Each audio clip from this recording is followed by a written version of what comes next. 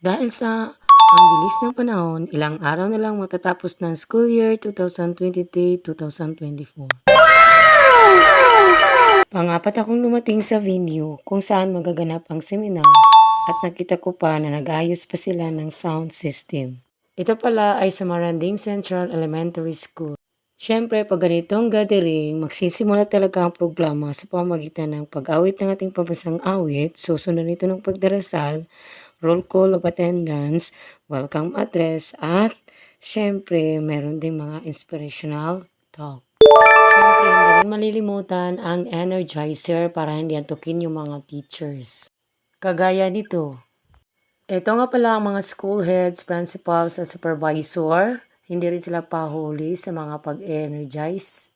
Pagbibigay ng mga impormasyon tungkol sa seminar na ito. Ang seminar na ito pala ay tungkol sa NLC o National Learning Camp. Magaganap ito this coming July 1 until 19, 2024. Hindi ko na masyadong pinahaba yung video tungkol sa pagdidiscuss na mga dapat namin gawin para hindi na masyadong mahaba ang video na ito ng aking mini vlog. Siyempre sa bawat seminar meron talagang magde-demo na teachers. Kaya isa na sa mga demonstrator na teacher na aming pinanood ay itong teacher na ito nakadress ng dirty white. Hindi ko man siya kilala pero ang galing niyang mag-demo. Siya ay nagtuturo sa grade 7 English ang kanyang tinuturo dito.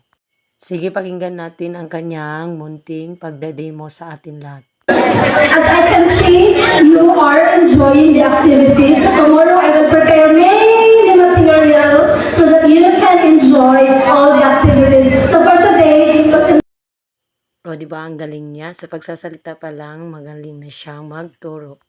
Ang limit pala ng pagtuturo during NLC ay 45 minutes lang. Tatlong subject lang ang itinuturo sa NLC, yung math, reading at saka English.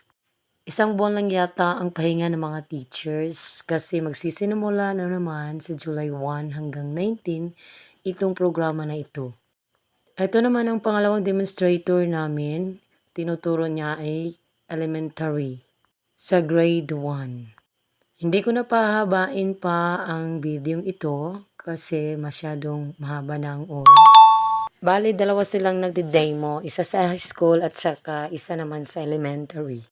To make the video short, dito ko na puputulin yung pagde-demo niya. Thank you Lord, naging successful talaga yung seminar namin at yung panghuli na ginagawa namin ay nanunumpa kami sa aming gagawin sa paparating na NLC. Nanunumpa kami dito na buong puso talaga namin gagampanan yung aming tungkulin. O siya, hanggang dito na lang yung aking mini vlog. Salamat nga pala sa advance na manunood sa videong ito.